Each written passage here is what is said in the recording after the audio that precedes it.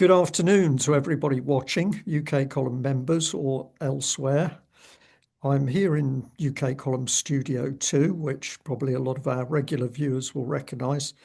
And I'm very pleased this afternoon to be speaking to Carol Whyte, who's one of the Fornethy abuse survivors. And Carol very bravely has said that she's very happy to talk to me about her personal journey, which led to her being at Fornethy. So welcome, Carol, and thank you very much for putting your head above the parapet, because I know this is a difficult subject for you all. Yes. Well, where would you like to start? In the beginning. Okay, that's a good In place. the beginning. So where was the beginning and how did it all start?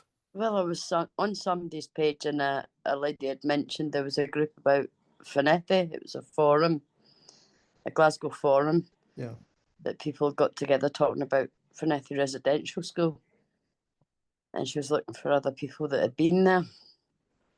And that's where it started. And I found the forum and started speaking to other people on it. yeah.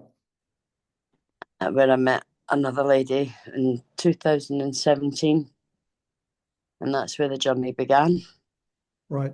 And just you probably told us this anyway when we were speaking to you as a group, but just say it to me again.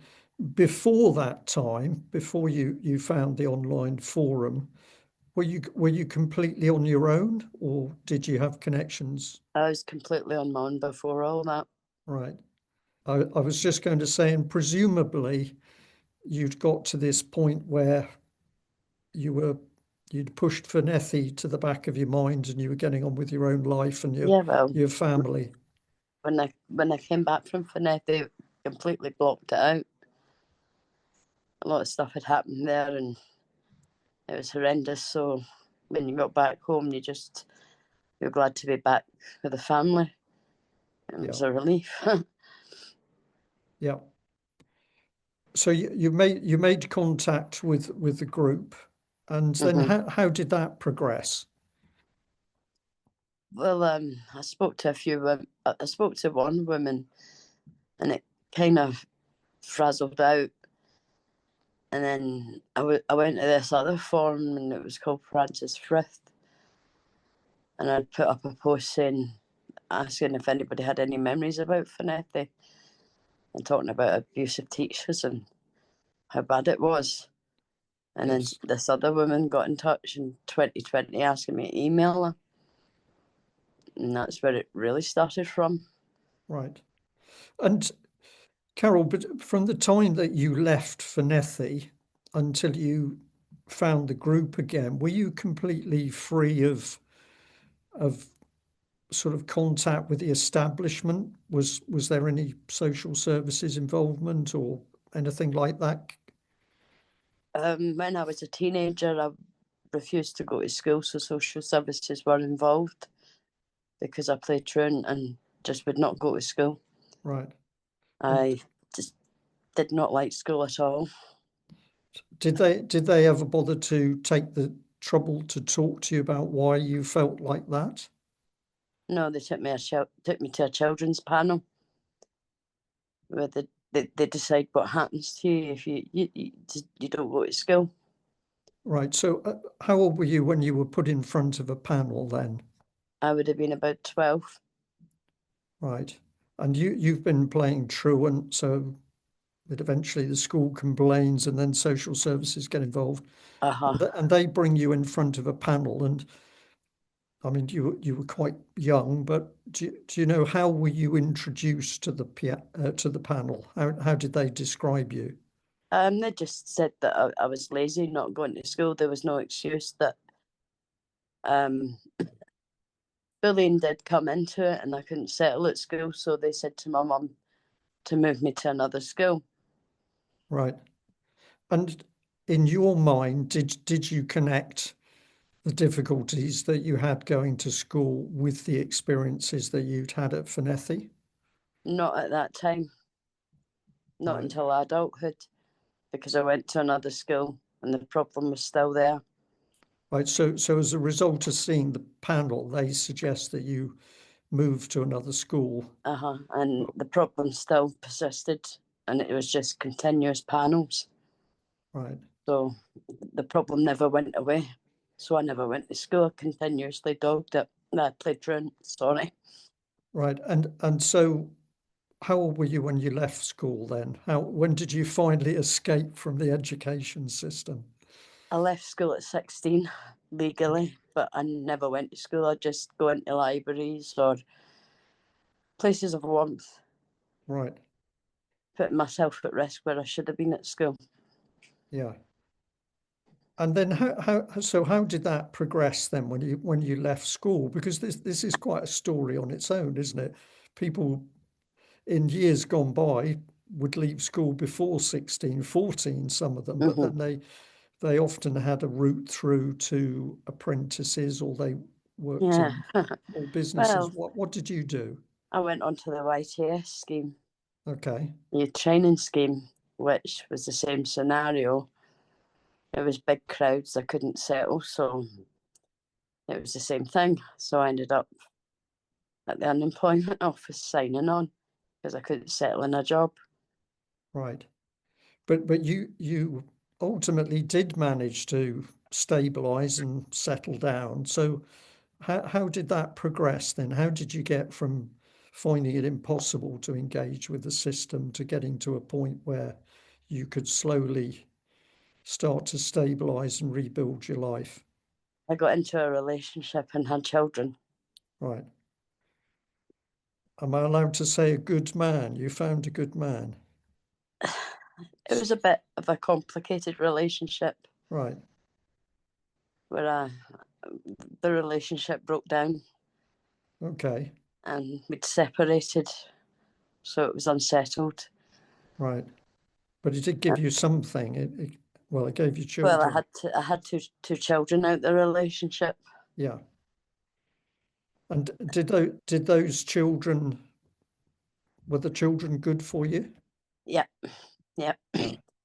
And then I got into another relationship and I ended up fleeing violence. That wasn't a good relationship at all. Right. And I felt vulnerable. I was in that relationship for about 5 years. Managed to flee violence and move out the area with my 4 children. And then I met someone else and we got married, and that relationship didn't work on. And I had another child in that relationship. Right. And then we ended up divorcing. And I moved away from that area to another area just to get decent quiet with me and the children. Yeah.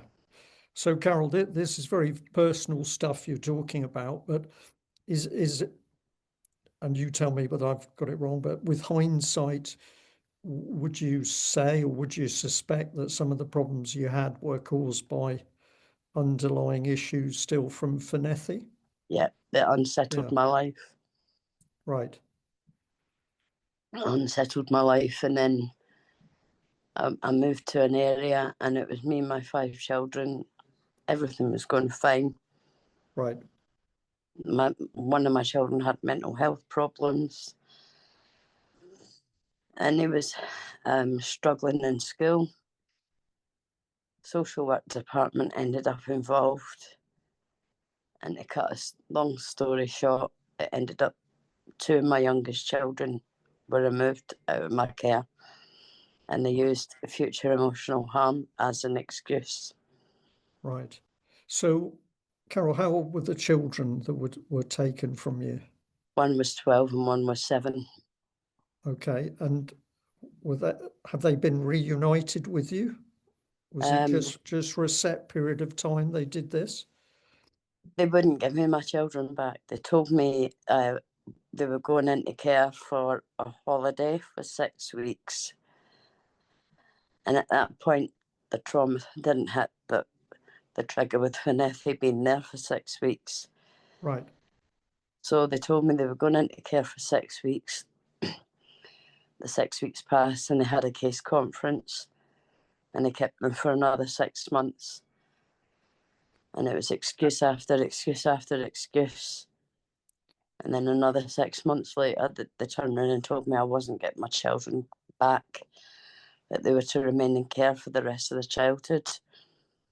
And all through that time, I still kept fighting, calling children's hearings and fighting and fighting. The oldest one of the two, he came out of care at the age of 18. And the youngest one, it took me 9 years to get him back. But they eventually gave me him back and put him back into my care. Wow. Carol, did in the process to take those children away from you, risk of future risk of emotional harm, which I've heard many times before in the other family court cases that I've been involved with, or at least reported on what's happened to the mums or dad. This is one of the very devious things they use, because you're guilty. They perceive you as guilty of something, and you are then trying to prove yourself innocent from something that's very difficult to define. So this is a very, I think it's a very malicious way of dealing with things. But did social services at any stage deal with the issues from Fornethy as they were making this decision to take your children away? They never ever brought up Fornethy at all. And did you try to tell them? No, I used to think to myself, how do my sons cope? Because I was in Fornethy for 6 weeks. I could never ever get over the fact, and there was issues with foster carers. And every time I complained about a foster carer, they would say it was me that has the issues.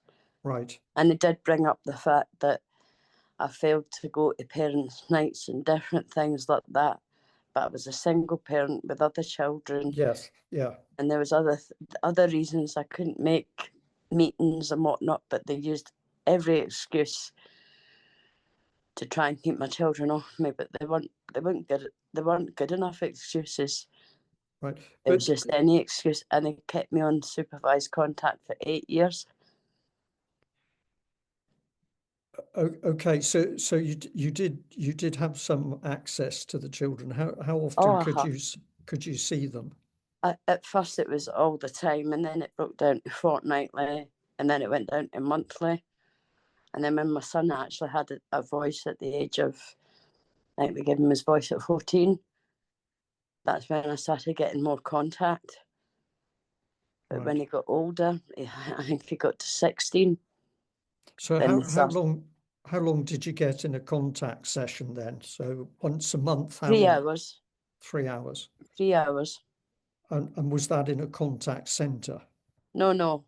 That would be at my mum's, or it would be mainly at my mum's, actually, because I'd have to travel. Right. But if I had ill health, well, they would try and wriggle out it that I could manage. I had a hip operation, and they said 6 weeks after it I could travel, and I couldn't travel. Right. I take it to children's hearings, and they would always support social work. Yes. Every time I called a children's hearing, which was my right, was every 3 months, they would say, no, I done it for attention reasons. And I never done it for that. I wanted my son home, and so did his family. Sorry, just explain that again. What were they trying to claim you were doing for? It just says that I wanted attention, and I was not happy that my son was in care, that everything was for attention reasons.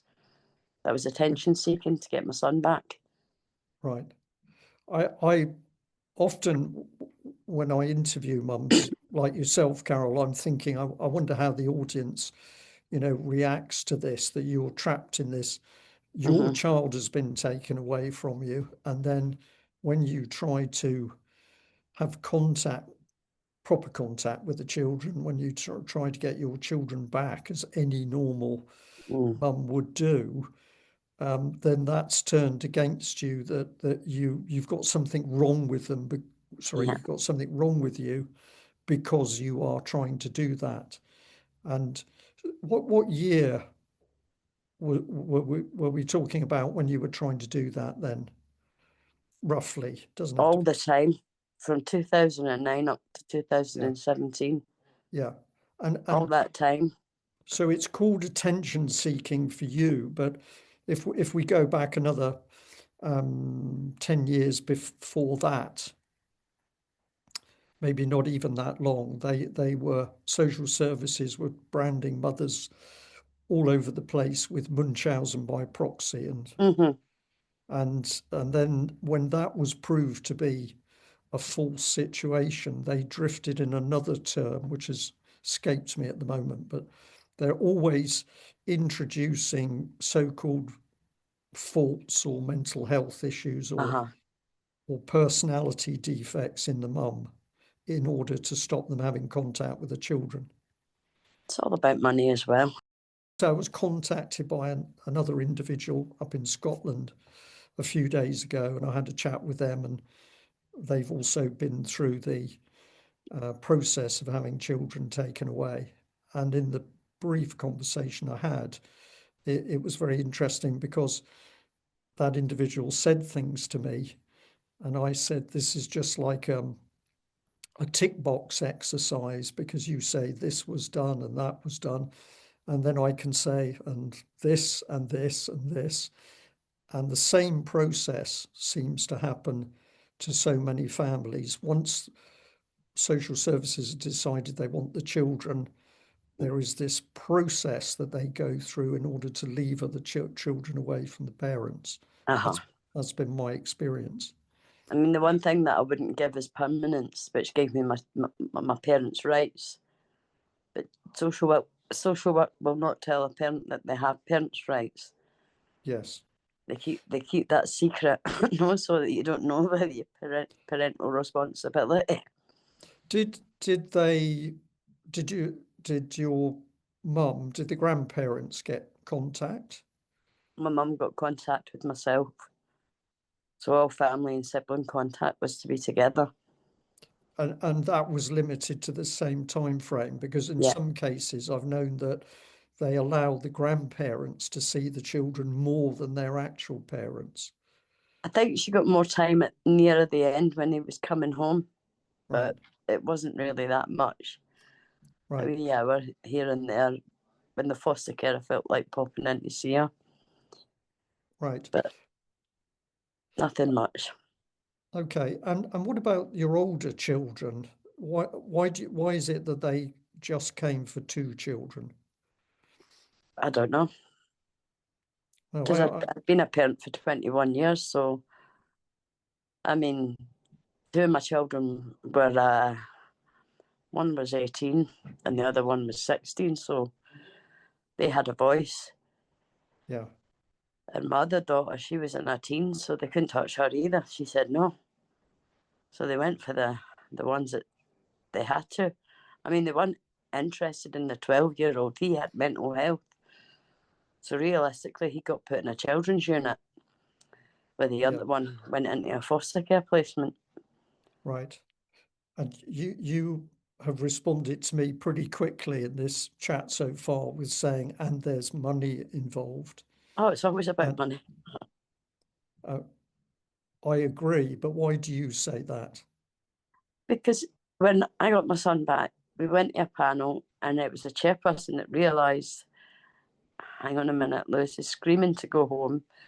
He read the reports, didn't like the reports, so went everywhere on the table, and he said, he needs to go home, he's asking to go home. I'd like this child returned. But even near the end, he ended up in a children's unit.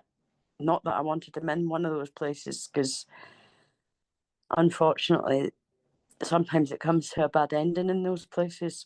Yes. Not meaning something bad happens to men, they can come out bad, unfortunately. They wanted to keep him one night a week, and they says it was so I didn't fail.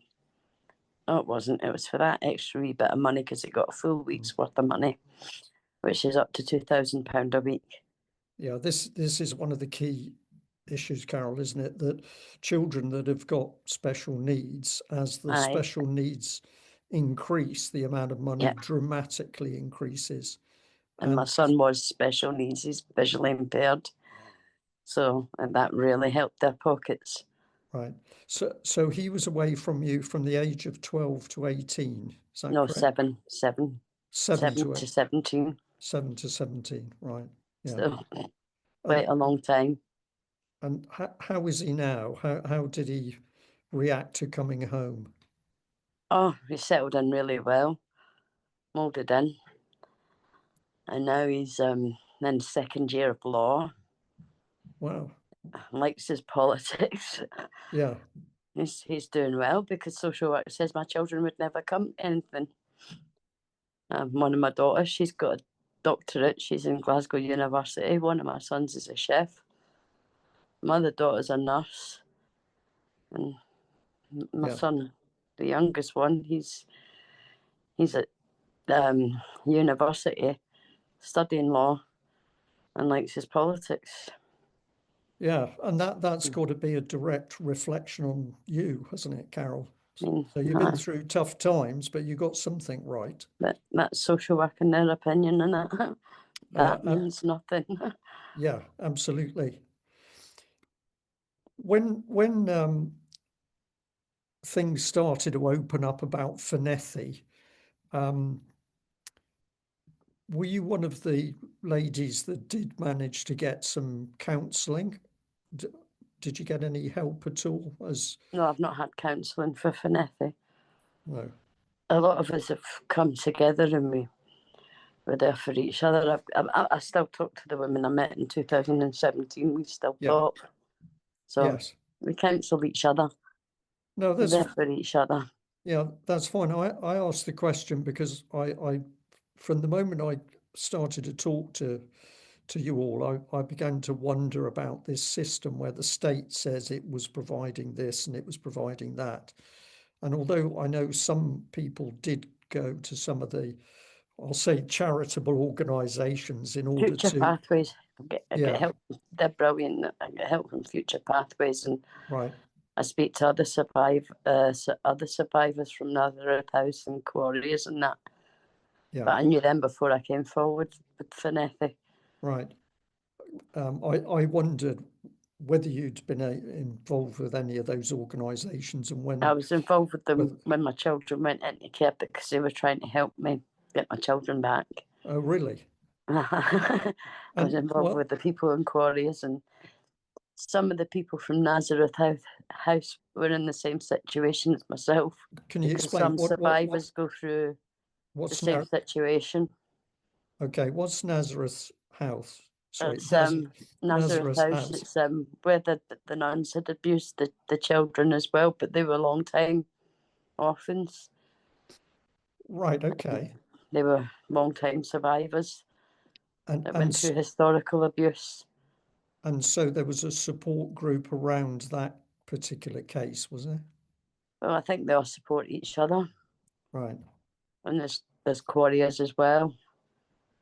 And what's that one? Well, that's where a lot of historical abuse happened as well. Okay.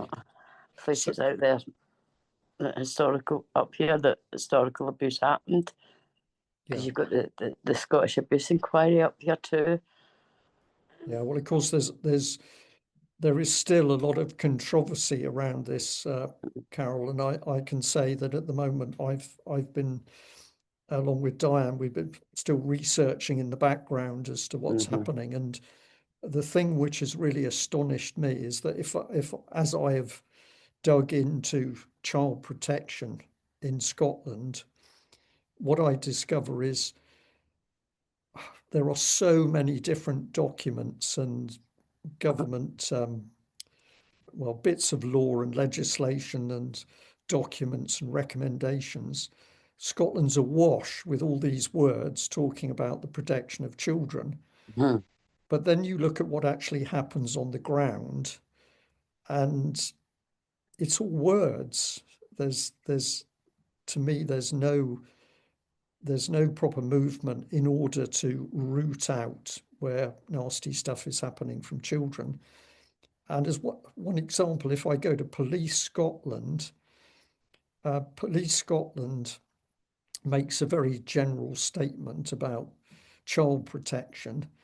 And then the only video they produce is a video which is really designed for children. It's not designed for adults to No. learn about what's actually happening.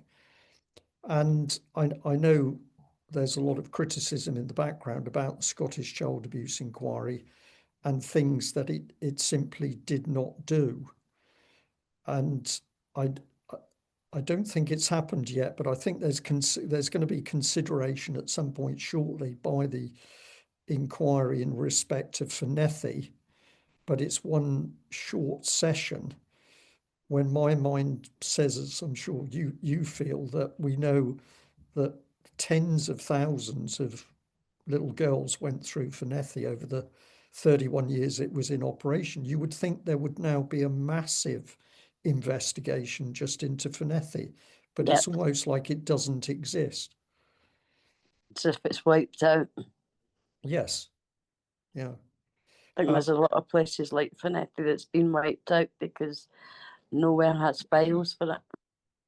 There's no files at all. Of course, this was part of Diane's work when she started to really dig into the archives. It was surprising what wasn't there and had been deleted or had actually disappeared. Yeah, it's quite amazing. You might not have seen it, but on Tuesday we streamed a talk which a lady, I'll call her Gigi, she got a couple of names, but in 2015 she gave a talk at one of the UK column events, and in that talk she described how the child abuse cover-up system works. She's talking in England and Wales principally, but she gave a talk really excellent on who said what was in the documents, which evidence simply disappeared. And this is particularly pertinent coming, for us to show this again in 2026, because nothing has changed. So I just saw, as Fornethy unfolded north of the border, it was just obvious to me there were words, but there was no real effort to get out and to get the testimony for the individual abuse survivors, and then to bring the thing to the light. And you might not agree with me here, because I know at the end of the day, you will be thinking you want people who are guilty brought to justice. But even if they'd said, we've got to get the truth out about what happened, never mind, we're going to convict people, we're just going to get the truth out about what happened, this would have been a major start to getting the lid off Fornethy, showing what happened, and then stopping it happening again. But they didn't. Yeah, it's getting it out there. Yeah, but they didn't do that, did they? No, they keep it. Yeah. They keep it locked up. Yeah. These people, when they're bringing out these cases and bringing them out to court, they try to brush them under the carpet. They're not getting a custodial sentence. That's not just happening with Fornethy, it's happening in a lot of places. I mean, Corey's, it went to Paisley Sheriff Court, and it was an auntie, a cottage auntie, and she got community service. All these people that dredging up the past, that they're standing up in court, and they're bringing it up, and it's a brave thing for them to do. And it's an insult when they get a sentence like they get, because these people have got to live with that for the rest of their life, because they're going deep into the past. Yeah. And they should get sentenced for it, because it means they're going to get away with it in the future as well. Yeah. I understand completely what you were saying. And so I've also, over the years, seen a lot of very lenient sentences come out for people involved in the abuse of children. And then in contrast, abuse survivors who have attempted to tell the story of what's happened to them have been pushed to one side or undermined, demeaned. There's a lot of techniques. And on some occasions, we've had prison sentences for abuse survivors. In particular, I'm talking about Carl Beach here, if you remember that. that name. So at the time, at the time he was abused, Carl Beach, I think, was around 8 years old. And then it gets until he's a full-grown adult that he gets the opportunity to say what happened to him. And then when he is not 100% accurate in what he says, because what's he dealing with? Childhood memories, probably some fragmented memories. The system turns on him and says, well, you're making all this up. Mm-hmm. And I mention him because, if I remember correctly, he got an 18-year prison sentence. And I just found that outrageous. No, it's sad. Yeah. It's absolutely sad. But then you've got the scandals as well. You've got the scandals that are coming out, and they're doing nothing about that either. They're brushing them under the carpet. Yes. And you had the Holy Greg story as well. Were you aware of that at the time that was happening, Carol? Uh-huh. Mm-hmm. Yeah. Robert Greene brought that up, didn't he? So Yes. And so I got to know Holly and her mum through Robert Greene, mm-hmm. and very very early on I met all of them, and at each stage the evidence was there, both in my opinion, and the evidence was there both in the accuracy of the testimony and in court documents and in circumstantial things. It all just fitted. Uh-huh. And of course, Holly's mum, whose name has gone out my head, help me out here. Can't think. I just remembered the story. These people need protecting, and Yes. they're telling the truth, and then it's like nobody's listening. Yeah. So that one I found a very emotive story, and Mm-hmm. It's sad. then Why would the relatives. girl lie? Well, exactly. And when I was able to sit with her and she was telling the story, what was incredible was the amount of detail that came forward. Places, names, who was related to who, what they did as a job. So it wasn't as if you had some She just very. couldn't come out with that information. No, no, yeah. No, it's just some of the stuff people come out with. It's just not possible. Yeah. So it was Anne, Greg, of course. Sorry, name disappeared out my head for a moment there. But and of course, how did they try and shut Anne up? Well, they sent a psychiatric team, Mm-hmm. put a needle in her backside, and then she woke up in a psychiatric unit. And it was Mm-hmm. only because she then, when she did get out, she took herself for a psychiatric assessment. And of course, in the psychiatrist's report, he said there was nothing wrong with her. Yeah. And that professional statement was actually No. to give her a lot of I've had protection. that one as well. Social work thought there was something wrong with my mental health. Thought I had paranoid schizophrenia, but well, mental health said there was nothing like that. So So who made that accusation against her social work then? department. Right. But the situation itself, getting my children taken away, made me ill. Right. Where the mental health team ended up involved, and they were like, it's a situation that what they were doing was make me ill.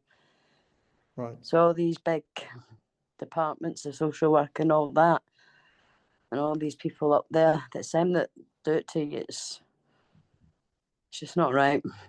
No. I, to my mind, over the years, I've witnessed and had different mums from different circumstances all telling the same story, Mm-hmm. which is that essentially mental health or accusations of mental health problems are used against the parent in order Mm-hmm. to justify what then Mm-hmm. happens. And very often, some of the stuff I find, I think it's deliberately very cruel. So just being able to see a child for an hour a week, for example, is going to stress any parent out, particularly if they're not sure if the child's in safe accommodation or a safe situation. Oh, I know, And but see if you say anything about the accommodation, you're making that up. You're just making it up. That's not the case. It's all in your head or whatever. yeah, Because they're not like that. I'm yes. like, wow, okay. So lots of tricks get used, and one which several mums told me about was that if they had a contact session and say it was, with an email, they'd been told that they had contact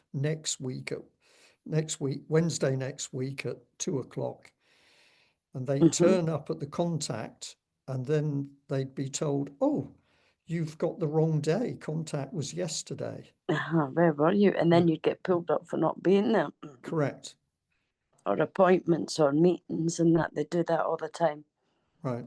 And it makes you, it puts you in the situation that you're the one that made the mistake, not them. Yes. Because, And of course, they don't make mistakes, do they? no. And this, well, I've said no. That's a No, sarcastic I was no. being sarcastic anyway, Yeah. so you can take it in Yeah. that note. You were being sarcastic as well. Yeah. But I've said to many mums who, particularly the ones who are in a really bad place, that the first thing they have to do is, one, trust their own instinct, and the second thing is regard the social service team as sort of laboratory specimens. So you don't regard them as humans in the Mm-hmm. first instance. You just regard them as a thing, and then you watch what they do and you listen to what they say, so that you are not expecting them to behave in a normal, caring human way. Because very often I come across parents, and they're trapped in a circle where they try and rationalize, they try and come to terms with what social services are doing.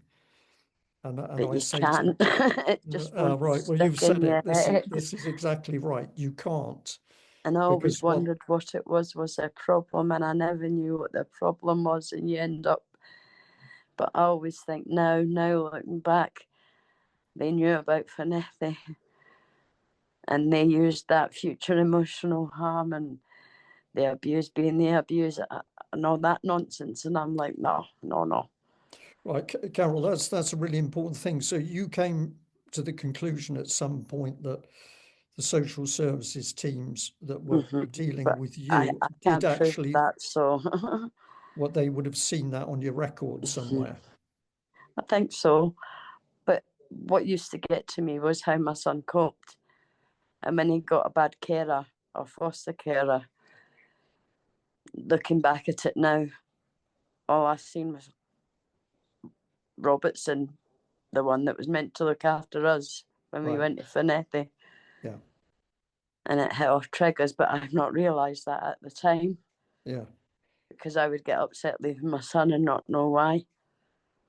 But now I know why. And are you saying that you recognized, try not to put words in your mouth, but you recognize similar, I knew when my son was having bad experiences in foster care placements. right? And when I tried to report it, they would say it wasn't happening.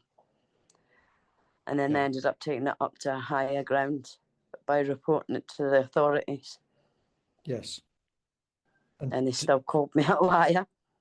right. And of course, the other thing which I think is absolutely wicked is that the social services or the child protection teams operate in a group. So you've got social services, you've also got the education system, you've got the police. They all operate together as a team. So there's no Mm-hmm. separation of the powers. You get to the point where you know your son is being abused within the care system. Who do Mm-hmm. you go to who's independent? You can't go to the police because they work hand in glove with social services. Oh, they weren't interested anyway, and I needed proof anyway. I needed Yeah, proof. My yeah, son ran away, and they says I needed proof that he wasn't happy. They couldn't fight social work because yeah, you can't fight social work. You just you can't fight them. yeah, The worst authority in this country. yeah, There's no way yes, you can fight them. yeah. Even the And courts tell them what to do, and they won't do what they're told. that's absolutely true. That's also something else that I've heard many times, including when the courts actually made a decision that the child should be returned. Yeah, because I've, my sons were to be returned to me, and they said nope, yeah, just not. I, very often I've seen that this has been used through a partner. So um, if the children have been taken away from the good parent and given to an abusive parent, or at least the abusive parent's being given contact, possibly more contact than the loving parent, Yeah, that if subsequently there's a decision made by the court that the loving parent should get the children, they basically then push the children towards the abusive parent yeah. and then run the battle between the two of them. Oh, it's not Mm-hmm. our fault as social services. It's between the two parents. They confuse Oh, this. they love the game. They just love a game. I don't know Yeah. what the problem is. It just maybe they should go and see mental health. Well, it's an interesting question, isn't it? Because if you look at the tactics they use, on many occasions I've found that I'm wondering, were they taught these tactics? Were they taught how to be manipulative of parents, or were they taught how to make false accusations and reports? Because it's a tick box very often, and what you see happen in Scotland happens here in England, south of the Happens border. everywhere. Yeah, It happens everywhere. I've got friends down south that happens too, and up here, and people can move to the far ends of the earth and still not get away from them. yeah, You yeah. know what This I is mean? It's true. just, Yeah, and they should really be protecting the kids that need protecting, like baby P and all the ones that didn't need it. yeah. Where were they? Something that I have been trying to do, Carol, for a long time, and I have made quite a lot of progress, but sometimes it's the two steps forward and one back business. But very often the parents who talk to me about child cases where they've lost children or they're alienated from children, those parents are drowning in what they see as the evidence. So if you start a conversation with them about what has happened, what is taking place with them, they immediately refer to hundreds and in many cases thousands of pages of court documents, Mm-hmm. and their heads are not only full of those written pages, they can remember every email that they've received, they can Yeah. remember every telephone call, and it's like they drown in all of the documentation and communication from social services. Mm-hmm. And the point that I've tried to make with them is that actually it's the individual testimony from the mums and dads that forms the evidence, because it isn't that you have one or two odd cases in one location where people say this happened and this was done to me, and you could question, a member of the public could say, well, they must have done something. We are dealing with thousands of cases across the whole country, in Wales, in Northern Ireland, in England, in Scotland. And what the parents say has been done to them is the same in all cases. So Uh-huh. it's what they say as a personal testimony which forms the base of evidence. And my feeling is that we need to get as many parents to come forward to talk about it as possible, Mm-hmm. because their personal statements form the evidence. It's like a bank robbery taking place. What do the police look for? Well, they look for witnesses. Somebody saw the car stop, somebody saw the men go into the bank. The Yeah. evidence isn't thousands of pages of documentation about the type of car and where it was bought and everything else. At the end of the day, the key evidence is I saw those men go into the bank. So, but of course, when we try and get parents to speak, the next thing they get frightened of is if their children are still in care, that their access to the children will Now be they stop their contact, or they take correct. children away, or they'll take them to a forced adoption court and Yes. move them. And parents can even be frightened of this when the children have come out of the system and they're still relatively young, because Oh, how they can still come back and get them. I've got a friend they've already done that to, and it's bad. how old were the children then? I think the daughter was returned at 18, and they went back and they got her and took her back in. I'm not sure And the what the case law, is still open now, so. right. I'm not sure what the law is in Scotland, but south of the border, I think I'm right in saying that in many cases, social services is saying, well, of course, at 18, the child's clear of social services, but they, social services, still have a duty of protection until the child is 25. That's right. And so they can still get their clutches into a full-blown Oh, adult. they can do what they want Yeah, if they want to. Depends on their mood. yeah. And Carol, you were talking to me about this, and what is nice about this conversation is I know that you know what you're talking about, and because what you tell me fits the picture absolutely. And you've mentioned a couple of other mums, but is this aspect of your battle with social services, has this been a big part of your life, or is this something else that you've it's always been a big part of it has been a big part of my life because it's been in the past. I mean, when I stayed in the last area when my kids got removed, there was a care home right round the corner. So I did see things getting done, but I used to ask my kids not to mingle around the care home. It wasn't so much the children, it was the yeah, carers. No, it yeah, wasn't the children I had the problem with. I felt for the children. It yeah, was the people that ran the care home that I didn't like. yeah. And It was just, and then when they removed my children, that was the big impact. yeah, And I thought, oh no, why me? You don't well, realise it. You don't see it till they come to your door. It is true. It is true. It doesn't. You don't see it till it happens at your door, yeah, and you can't believe that is the way that they work. But it is. But they should really, really protect children that really need it, because there is kids out there that need it. A lot of kids that need that help out there, and that's where all the half the country's money's gone. It's to social work removing children that don't need removed. yeah. But if Well, they put it into I think one of the things that happens is that people who've had any connection with social services, so it may be that as a child they were looked after briefly,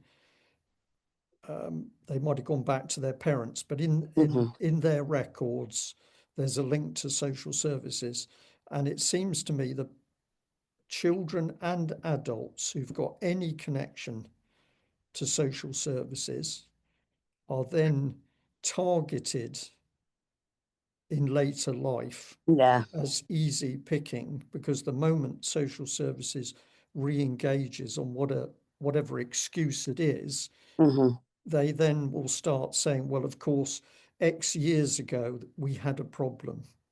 yeah. Well, And I know my sister.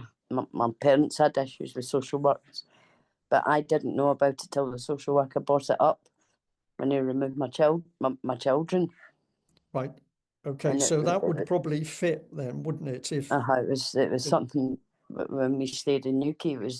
I was only a kid at the time. I was about 8, and I did not know nothing about it.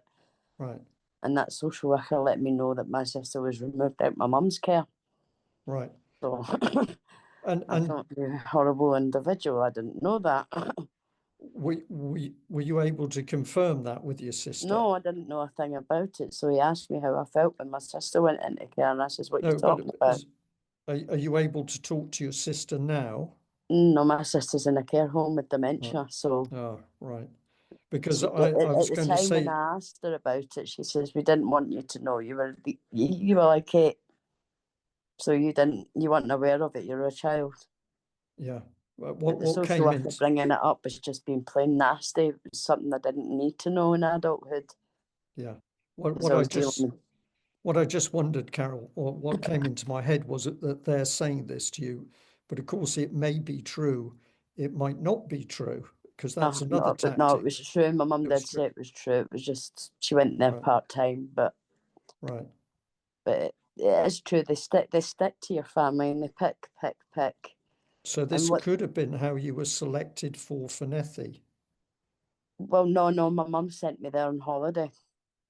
It was a holiday. It was a school advertised Fornethy as a holiday, and Right. she paid for me to go there. My mum paid £40 for me to go to Fornethy. Right. And I was to go for 6 weeks, and it was meant to be a holiday, but it was a holiday from hell. And £40 then Uh-huh. was a reasonable amount of money, wasn't it?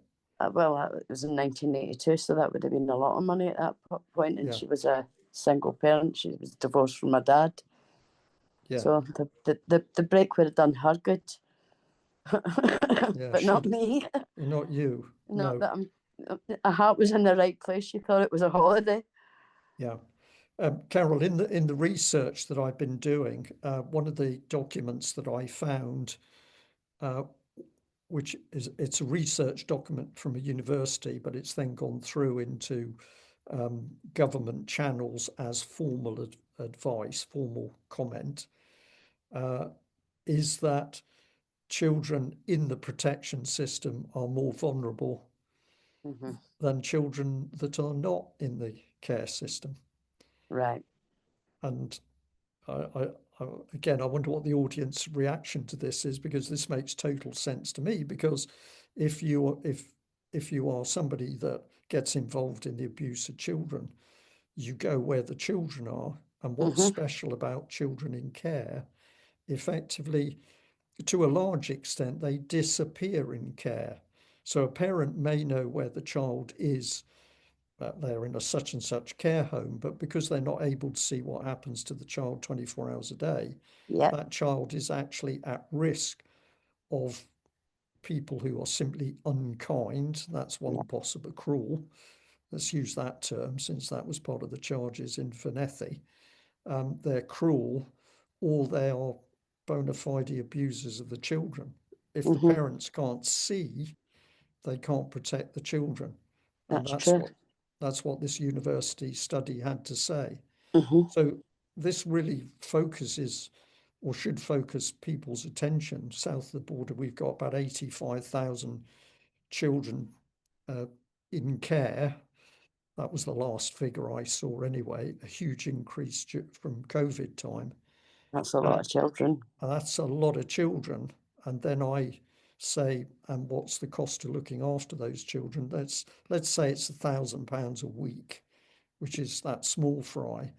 Yep. You multiply these figures up, and we're talking about billions of pounds Uh-huh. Big circulating amount. around children. Mm-hmm. And That's where the money is. It's in children. yeah, I'm afraid to say that's where they make the money. yeah, absolutely. How do you see Fornethy now, Carol? Because you've had a couple of, oh no, you've had, what is it, a couple of months now since the trial. I'm hoping the appeal do justice. I hope she'll go to prison. Do you know when that appeal's going to go through now? Well, there's been a provisional date sent, so that I think it's meant to be the 22nd of April. All right, okay. It's not set in stone, so I'd like to see her go to prison. It's what she deserves for what she's done to all those Yeah. victims, and there's How many more out there. how does that appeal actually happen? The league, sorry, stuttering here. How does that how does that appeal actually happen? The legal team take the appeal forward on behalf of all the survivors? Is that how it works? I'm not too sure. I know it's to go to Edinburgh High, and it goes in front of 3 judges, and I think they just put the case across and they decide. Then I think the judges already been asked about the last decision. Why he made that decision? Yeah, That awful decision. yeah, And I think they'll make the decision, and hopefully it's the right one. yeah. A wee bit of time. Are the women still in contact? Because I know there was a lot of emotion after that trial. I'm How only in contact with a few, so I don't know. right? But some of you are together in a Yeah, I think a few of them are together. I think a lot talk over Facebook and that, so yeah. I don't know. Well, Carol, if it's any what's the word? If it's any help at all, we are still UK column. Diane and myself are still very much delving into this, and I know. we are going to produce something written, which I think will be utterly unique, because I don't think in any other case there's been a sort of independent comment on what's happened. There's always been the investigations and the formal stuff.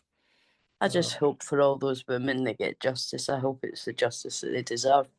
I mean, Yeah, that was the initial idea of me and this other woman in 2020 coming forward to get women to come forward yeah, and stand up and yeah. say a bit. And we didn't know Well, whether we'd get Mrs. Robertson or not, or the police would find her. It was yeah. just by luck. And I hope This we is, do get the justice we deserve. I, so do I. I certainly do. And I wonder whether out of those, out of the Fornethy women altogether, whether more will be prepared to speak out. Because I know it is so hard. But one of the things I've learned over many years of talking about social services and the family courts and child abuse is that for the average member of the public, the subject is hard. They find it hard to listen to, and many people, I call them a nice people, so they find it very hard to even imagine somebody being cruel or unkind or abusive to a child. They simply know they wouldn't do that, and you have to work very hard to convince quite a few people that some really horrible things go on. And then when you have survivors that want to tell, understandably, what happened to them, the reaction of members of the public is they put a wall up because they can't hear, they can't take what you talk about, what the survivors talk about. And so for the thing I've really learned is that for the survivors, they get trapped in this world where they want to get rid of some of the pain by talking to other people about what happened to them. That's a Uh-huh. normal process. But trained counsellors will listen, but many other people in the wider general public, they haven't got it's not they're weak, you say, they just haven't got the strength to actually listen to it. And it's a very difficult subject. I think it's just taking in it's believing somebody could do that, Yeah, that somebody could initially do that, but it does happen. yeah. And we have to know about it in order to do something about Mm-hmm. it. This is the other bit. You can't turn a blind eye to it, turn away, or a wall goes No, up, and I'm not going to listen to that. no, Because if you do that, you're actually helping the perpetrators get away with it. This is yeah. this is how they get away with it, because Mm-hmm. the wider general public just turns off. They Uh-huh. protect themselves from Some of it. it is through ignorance that people just don't want to listen. Yeah. It's like when you tell people about wrongful removal, they don't want to listen to that either.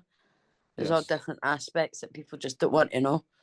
Yeah. As long as it's not happening on their doorstep, it's all right. Yes, that is a key thing. If it's not happening to me, it's all right. Yeah. And I can just guide along life, and I don't care.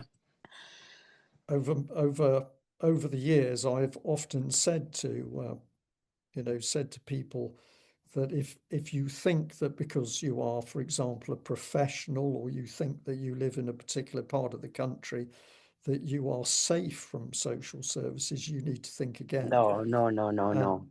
And of course, we've even had rare, but it's happened, examples where social services have gone after the children of law professionals. And I think there was one case of a lady barrister.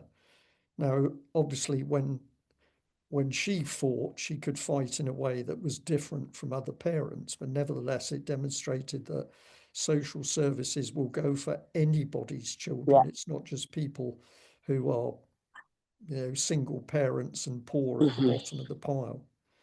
Yeah, it's quite amazing. This is Carol, low ball for you, but what do you make of Epstein and the revelations that have been coming out over that? I'm not surprised by half the people that are on it. It doesn't surprise me. Yeah. It doesn't surprise me at all. And Prince Andrew, I mean, he deserves everything he gets coming to him. But the royal family are standing like, oh, Prince Edward, he isn't innocent in it all. He's not as bad as the rest of them, but they're all standing as if, I mean, look at Prince Charles. Is he not a friend of Jimmy Savile's? Well, I wonder whether you go in that direction, and that's absolutely true. And of course, it's well known that Jimmy Savile was operating in Scotland as well as England. Yeah, he was well known to be doing that, yeah. And he was intimate with the royal family, but they didn't know. And very friendly with Margaret Thatcher too. Yes, yeah, Christmas at Chequers, I think he had. That's right, I remember that. Yeah, so to me, all of the evidence is there that something's going on. You can't point a finger and make claims without the evidence, but there is enough evidence to say the police. Yeah. I don't believe he's dead. Who, Epstein? You don't believe Epstein's dead? I don't think he's dead. I think he's been hidden. Yeah. But you can't prove that either, so.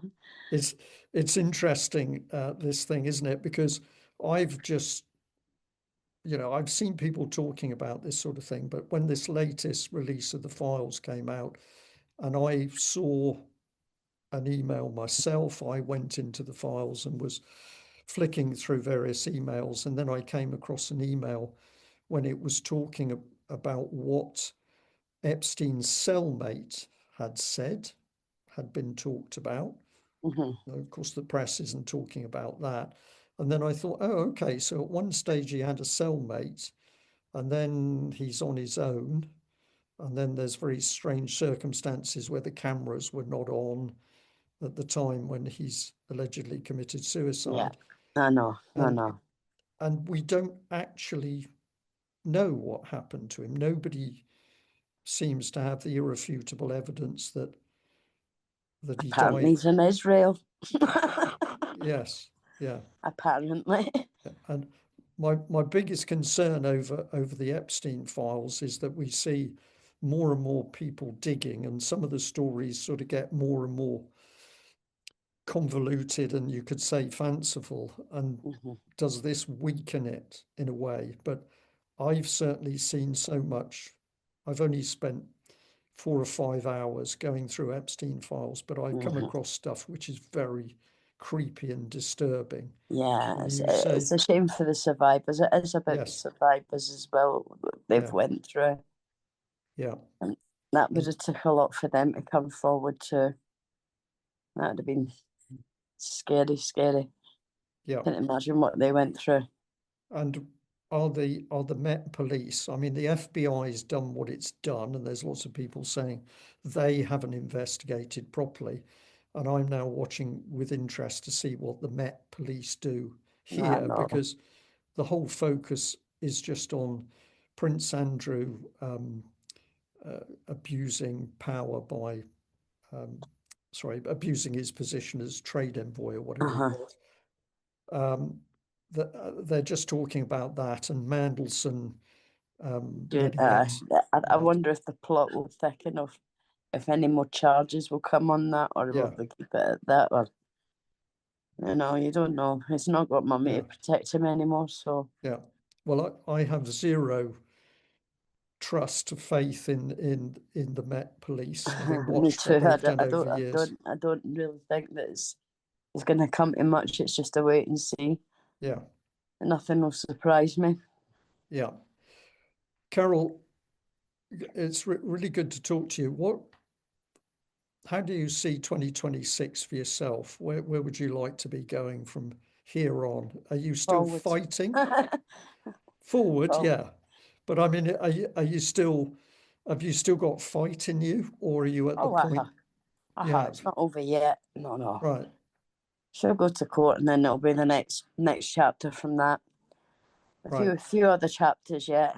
I'm not finished yet. No. There's a few other books. Is another few things I've got to finish off. Like what we were talking about before, but. Well, this is good, because from my point of view, and I'll say the point of view of the UK column team, I'm sitting here talking to you, and I've never had to go through the horrible experiences you've gone through. But I am trying to do something, and then you say you can only do something if the people who've been affected want to fight themselves. And my promise to myself this year is I'm going to have another go at getting these groups of ladies together. Last year I had I had some really good connections with a whole lot of ladies who'd been through the system. They'd lost children, all sorts of things happened, and they were all fighters. But emotions come to the surface, and then the next minute there's a big bomb burst, and people are falling out, and people don't want to do things with each other. And I found it so frustrating, because the secret to getting the lid off what's happening with children is for enough people to be speaking out about it. And I've been able to demonstrate that we can report without putting people at risk, even to the extent a couple of mums that did interviews with me, the local authorities had said, if you speak out, we're going to put you in prison. So there was a committal order standing.